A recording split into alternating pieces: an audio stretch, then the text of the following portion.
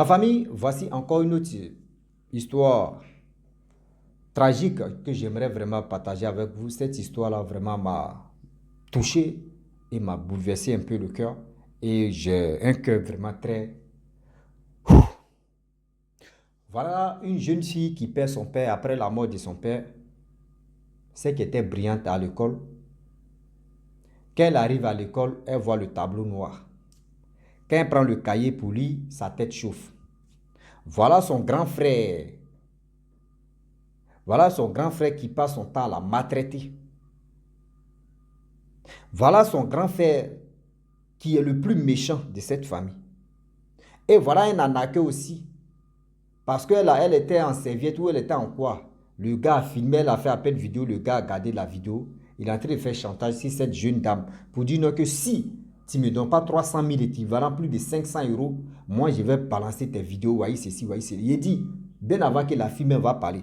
Toi, des gens qui ont ça, et des gens qui font ça, ou soit tu prends ça pour faire chantage sur cette personne, que le malheur, c'est du malheur, mais soit sur toi. Toi, tu prends, tu dis non que oui, je vais faire ceci. Malheur, ça là, tu vas récolter ça dans ta vie. Même si ta mère, elle est jeune, il y a quelqu'un qui va faire ça à ta propre mère. Même tes soeurs, toutes tes soeurs, ils vont faire ça à tes soeurs. C'est quelle méchanceté ça là? C'est quelle méchanceté cruelle ça là?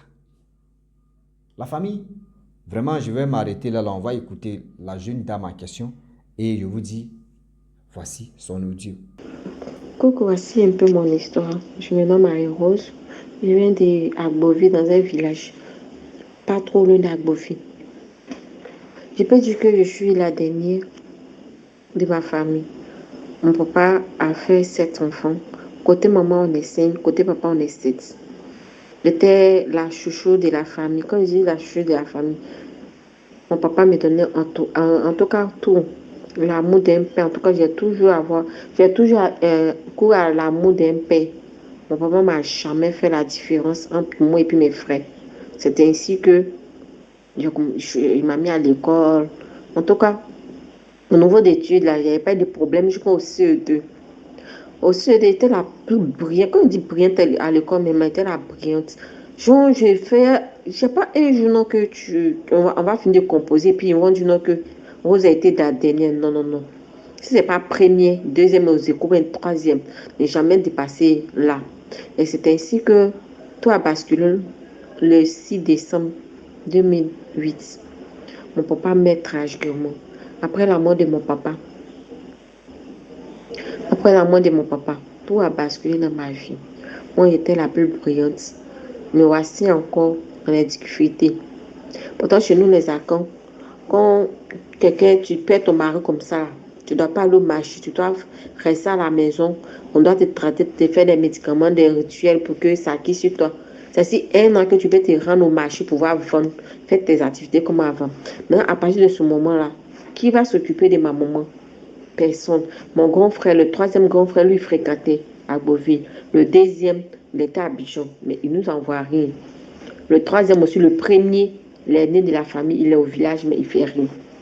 Et c'est ainsi que moi, la plus petite, je ne peux pas regarder ma maman dans la souffrance.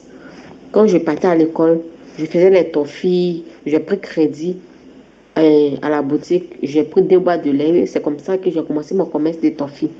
Et vu que quand je suis quelqu'un, je suis une fille respectueuse, à l'école, les maîtres, en tout cas ces femmes-là, me donnaient toujours de quoi manger. En tout cas, ce côté, c'est moi, il n'y avait pas de problème. Quand je finis de vendre, je vais rentrer à la maison. Si elle gagnait un peu, je dis, maman, il faut prendre ça pour manger. Et c'était ainsi qu'on a vécu jusqu'à un jour. Mon grand frère me regarde dans les yeux, puis me dit, non, pourquoi moi, je fais pas marcher pour préparer. Je dis, mais moi, je suis la dernière, c'est moi, je dois préparer. Je dois faire tout, mais toi, tu es le grand frère, tu dois faire quoi? Ça a énervé mon grand frère m'a frappé ce jour-là. Maman m'a pas parlé. Bon, monsieur, non, autant enfant, monsieur, non, c'est lui qui a raison. Non, les mercredis qu'on va pas à l'école comme ça, je m'en vais au champ. Je viens couper fagot, couper feuilles d'artiquer, je viens vendre ça. Je viens prendre cet argent, je viens faire marcher pour préparer. Et c'était ici, le jour où il ne fait pas, mon grand frère va me frapper. Un jour, il était en classe. C'est comme si j'étais en classe, j'étais couché sur les bancs d'école à 14 heures, où le maître vient d'arriver, m'a réveillé. Lorsqu'on m'a réveillé, je me suis réveillée en sous-son. Et puis j'étais assis calmement. Le maître est arrivé. Et puis il a demandé qui dormait en classe ici. J'en dis c'est moi. Et le maître m'a interrogé au tableau. J'arrive au tableau, ce qui est écrit au tableau, je ne vois pas. Le tableau est noir. Je ne comprenais pas. Je lui dis, ah monsieur, il n'y a rien au tableau. Il n'y a pas quelque chose qui a été écrit au tableau.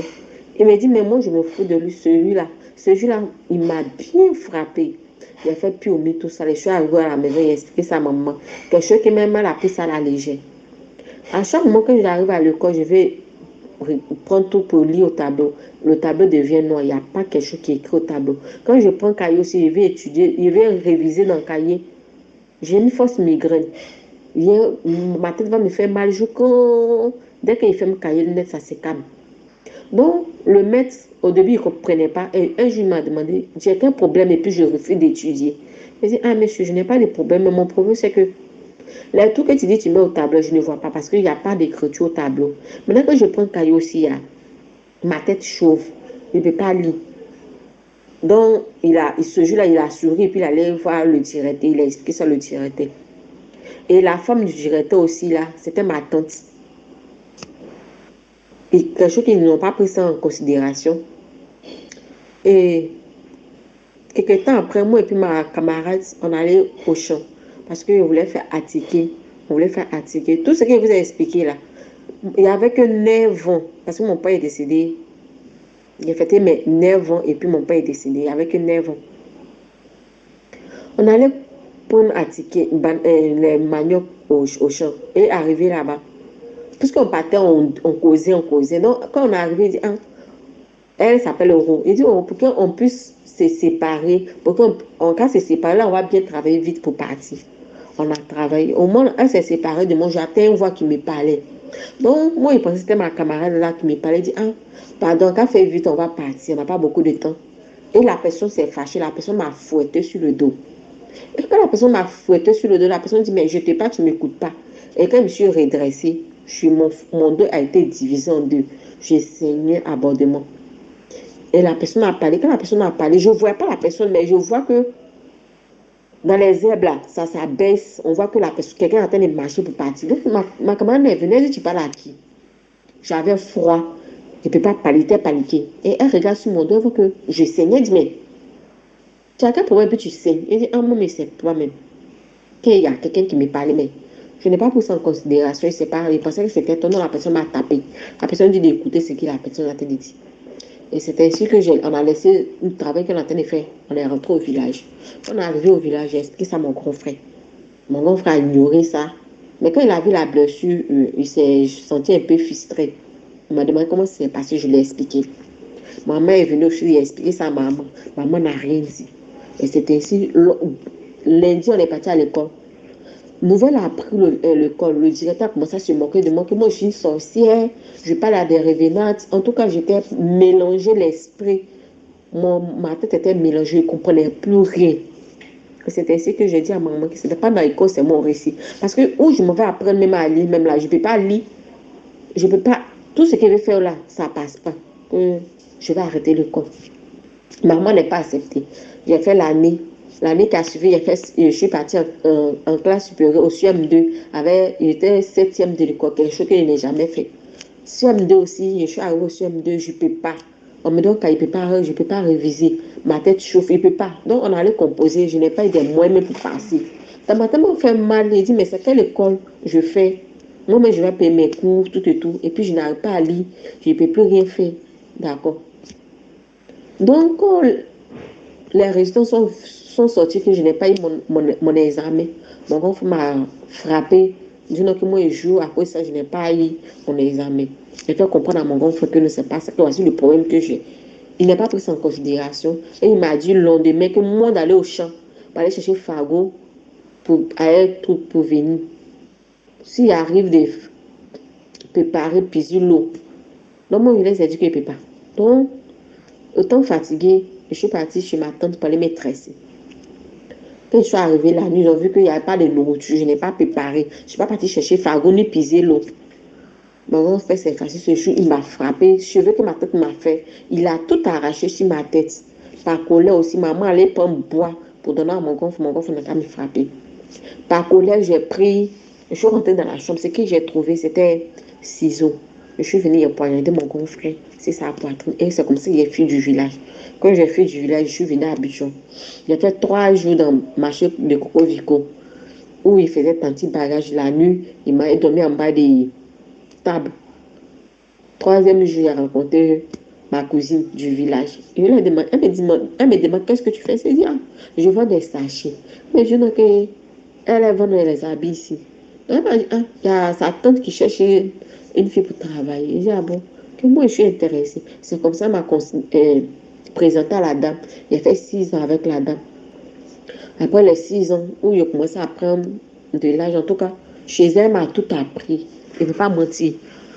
Comment tenir une maison, comment faire la cuisine. En tout cas, la femme m'a tout appris.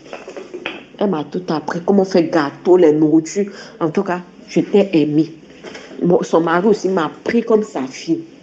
L'amour de mon papa, même, j'ai carrément oublié. 4 ans, la femme a commencé à faire jalousie avec moi. Moi, je ne regardais pas ça parce que je me suis dit non, que c'est une mère qui a donné un conseil à sa fille.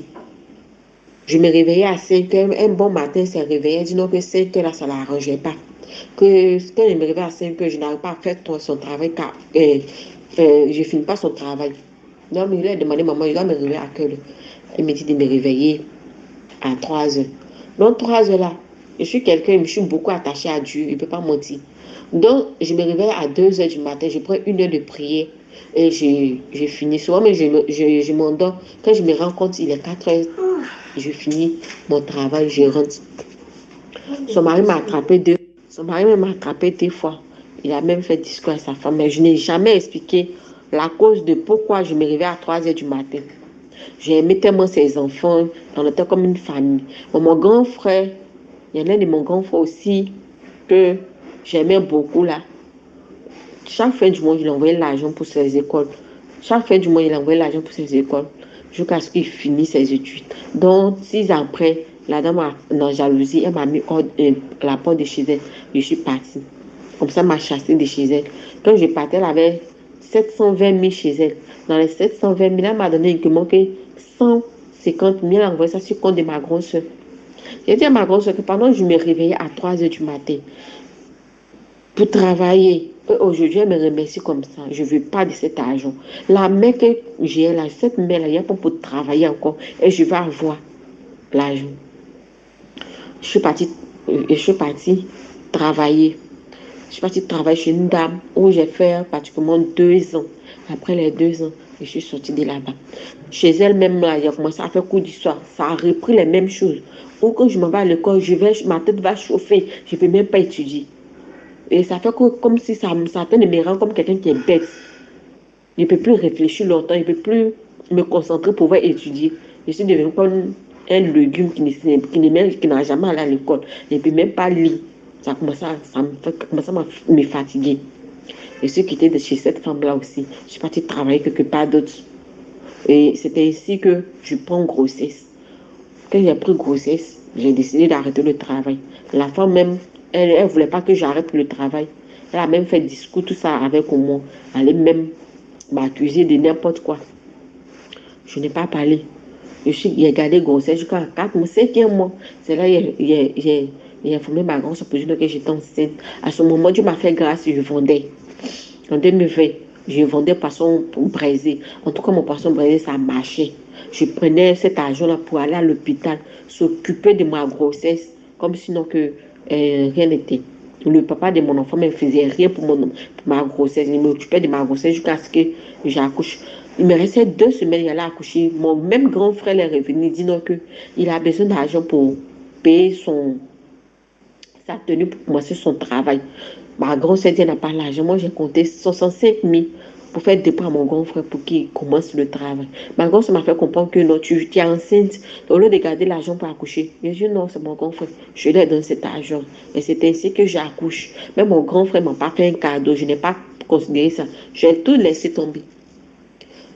J'ai fini d'accoucher quelques temps après, 6 mois après, il a voulu faire commerce. Il a demandé 10 000 francs à mon grand frère pour pouvoir faire commerce. Quelque chose qu'il ne m'a pas donné. J'ai laissé tomber.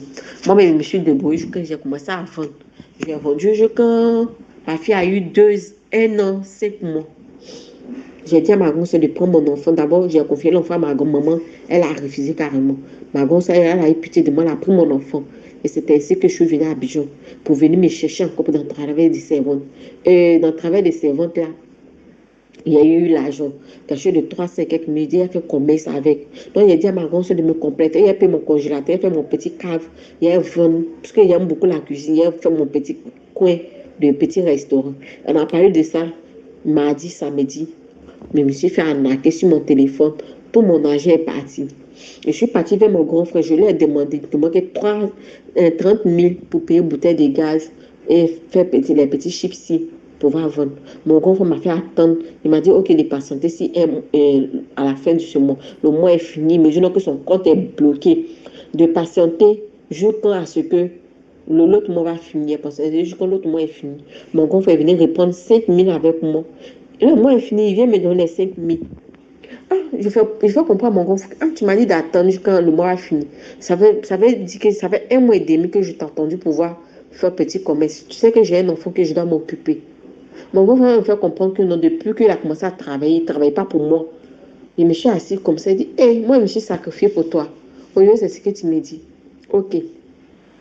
J'ai pris mon téléphone, j'ai appelé ma collègue du travail. Il dit, ah, je suis vraiment sérieux. Est-ce que je peux avoir au moins un 20 000 à toi pour commencer un petit commerce? Elle m'a dit, 20 000 là, tu veux faire quoi avec? Il dit, ah, je veux payer gaz et puis faire mon petit commerce avec. Et vendre chips. Elle dit, d'accord, il faut venir chercher. Quand je suis arrivée, elle m'a donné 25 000. Si les 25 000, elle a mis mon transport, je suis arrivée. Je rentre à la maison, il y a ma collègue ma cousine qui m'appelle, qui était chez mon grand frère. Elle dit, ah, il vient d'arriver que je suis chez ton grand frère. J'arrive, mon grand frère a payé beaucoup de choses comme ça. Télé, fauteuil, poste radio. Pourtant, mon grand frère dit qu'il n'a pas l'argent. J'appelle mon grand frère, il dit, ah, grand frère, tu dis qu'il n'a pas l'argent. Pourtant, tu as l'argent pour payer tout ça là. Mon grand frère m'a carrément frappé. Il m'a tellement frappé que moi-même là, ce jour-là, je me suis retirée de mon grand frère. Il m'a régné devant les gens qui n'est pas mon grand frère. Je suis tellement abattue dans le truc. Je croisais un jeune dans les réseaux sociaux où on a commencé à causer. C'était bien parti pendant 6 mois. Dans les 6 mois, un jour, j'étais là. On a causé où j'ai attaché pain. Le jeune a dit non, qu'il fait appel vidéo. Il dit, ah, je ne me suis pas habillée. Il dit non, c'est rien. Donc, on a appel vidéo. La gars, il a enregistré l'appel. Et il prend pour me faire menace. Donc, moi, je lui ai fait comprendre que mon Dieu, que je sais, est plus puissant que pour toi. Donc, je ne peux pas, à cause de vidéo là, il me dit non, que s'il n'envoie pas 300 000, il va balancer. Il a dit, ah, si tu as balancé, tu vas me rendre célèbre. D'accord. Je ne sais pas si ça l'a touché. Il n'a pas balancé. Maintenant que je mets quelque chose sur ma page, il commande, il dit, moi, je l'ai complet de la vidéo. Donc, je l'ai bloqué en tout cas, moi, je l'ai bloqué. Mais avec mon grand frère, je n'arrive pas à m'ouvrir avec lui. Parce que je suis renfermée en moi. Et avec tout le sacrifice que j'ai fait, d'abord même là, je ne peux plus lire. Et je suis devenue comme un légume. Et je ne peux plus étudier. Quand je vais lire, ma tête chauffe. Je ne peux plus lire. Pourtant, j'ai fréquenté, je suis tellement brillante. Et il n'y a pas quelque chose que tu as me donné. Et puis moi, je n'ai pas fait. Souvent, j'imagine les choses quand je fais là. Par la grâce de Dieu, ça donne. Ça me fatigue. Mon grand frère et moi, s'est séparés. Mon grand frère dit donc que lui et moi, on n'a pas même. Je demande à maman aussi de me montrer qui est mon papa. Maman ne veut pas me donner. Ça me fatigue. De l'autre côté, mon grand frère et moi ne se parlent pas. Je demande à maman aussi de me montrer qui est ma maman, qui est mon papa. Il ne veut pas me donner. De l'autre côté aussi, le jeune qui est derrière le téléphone aussi, il me menace. Je suis perdue. Souvent, même là, j'ai l'esprit des suicides. Mais avec Dieu, quand je pense à mon enfant aussi, je ne peux plus. Je demande de l'aide parce que je vais savoir lire. Je ne sais pas quel esprit qui a de me fatiguer pour que, un coup comme ça, je ne peux plus lire. Un coup comme ça, quand je vais apprendre à lire, je chauffe. Ma tête chauffe, je ne comprends pas. Aide-moi, je t'en prie. Je me suis séparée de Dieu. Je ne pourrai plus comme avant. Tout est mélangé. Je suis perdue même dans la vie. Je suis perdue. Je n'arrive plus à me retrouver. C'est même plus ce que je dois faire. Je n'arrive plus à me retrouver. C'est plus. Moi-même là, quand je réfléchis sur ma vie, je ne sais pas. Je ne sais pas. C'est tellement long, je ne peux pas tout expliquer. Je ne peux pas. Mais c'est un peu que je peux t'expliquer que je t'envoie. Est-ce que je vais rentrer dans les détails? Ça me fait pleurer. La famille, nous tous, on a écouté vraiment l'histoire tragique, l'histoire triste de cette jeune dame. Moi-même, je vous parle même, je suis abattu. Vous savez, dans la vie, il y a les hauts et il y a les bas. À la fin de son histoire, ce qu'elle a dit, ça m'a vraiment touché. C'est quoi? Chacun de nous peut donner son avis en commentaire. Il y a tel esprit qui rentre dans sa tête pour se suicider, pour quitter cette terre, mais quand elle pense à son enfant, elle ne veut pas le faire. Vraiment, merci beaucoup à cet enfant-là qui est venu au monde, qui est en train de sauver la vie de sa mère. Ma soeur, tu sais, j'aimerais te dire quelque chose. Celui-même qui est en train de passer par-ci, par-là, par comme ça, pour dire non que lui, il a la vidéo complète de toi. Franchement, c'est un jeune qui est maudit à jamais. C'est une malédiction qui va s'abattre sur lui. Désactive ton cœur vers lui pour dire non que oui, s'il partage, s'il fait ceci, les menaces qu'il fait là. De un d'abord. De un. S'il t'envoie un message sur Facebook, tu le bloques. Ton numéro WhatsApp même là. Il faut changer. Si tu peux changer, si tu n'as pas trop d'amis, tu changes. Même s'il t'envoie des trucs, mais ignore-le. Tu lui as déjà dit non que s'il balance ça, tu vas être célèbre. C'est fini. Tu t'arrêtes là. L'argent qu'il est en train de te demander là, faut jamais tu vas faire l'erreur, mais tu vas envoyer un peu. Faut prendre cet argent, tu vas te concentrer sur toi, mais ta propre vie. Voici le père de ton enfant qui t'a vraiment, je peux dire, qui t'a laissé comme ça. Concentre-toi si toi mets ton propre enfant, concentre-toi si toi mets ta propre vie. Ton grand frère te dit non qu'il n'est pas ton grand frère. Ta mère, tu ne veux pas te dire la vérité. Qui est ta vraie mère ou soit qui est ton vrai père?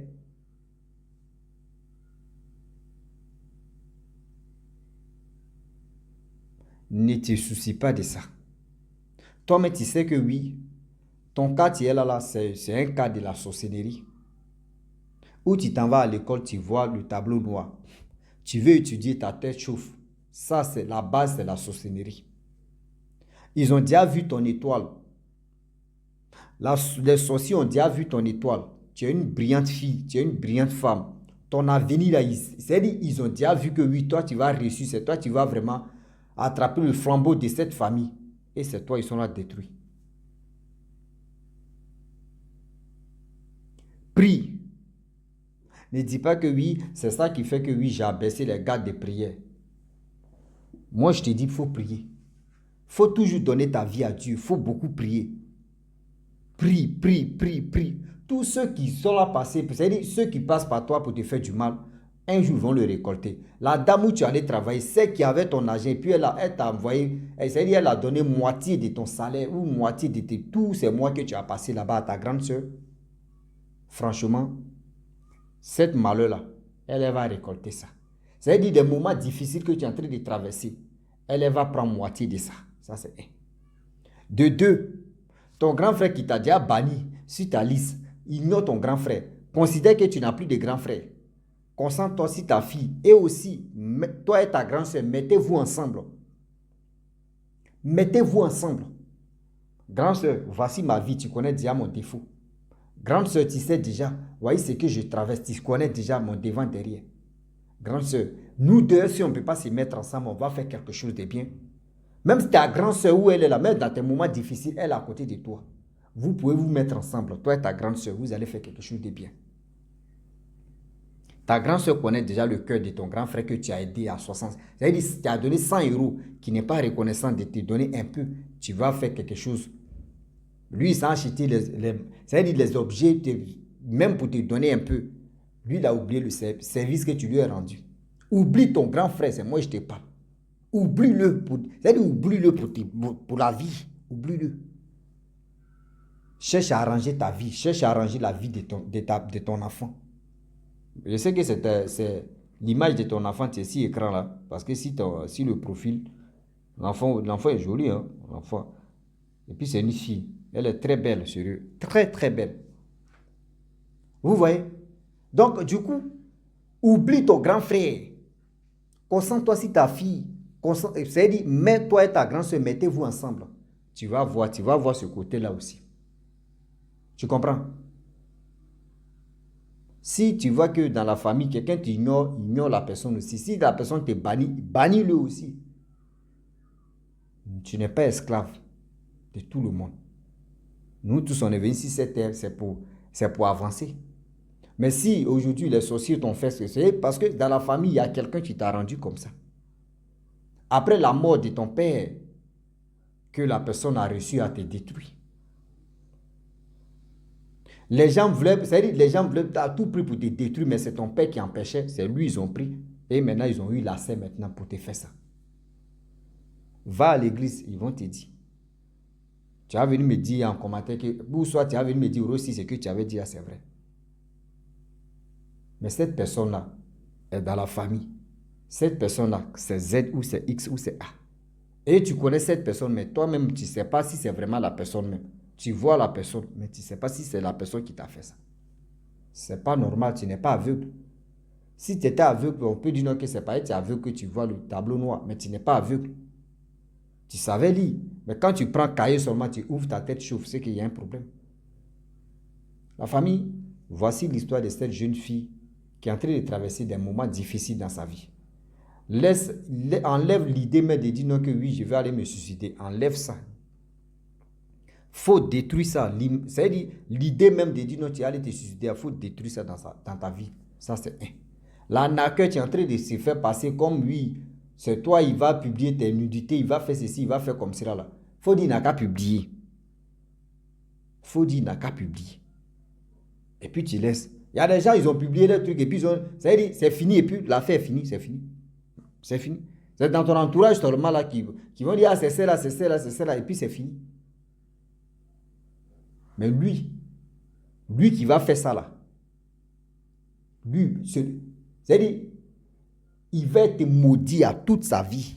Malédiction, il lance ce pouvoir de malédiction sur la vie de la personne qui a la vidéo de cette jeune fille qui est en train de faire chantage. Il lance une malédiction sur sa vie.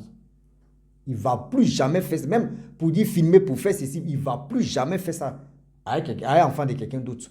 Mais d'abord, il a la vidéo de cette jeune fille-là. Lui, ses soeurs-là, il y a des gens qui vont prendre les vidéos de ses soeurs aussi, balancer. Et puis lui, il va voir la douleur de ça.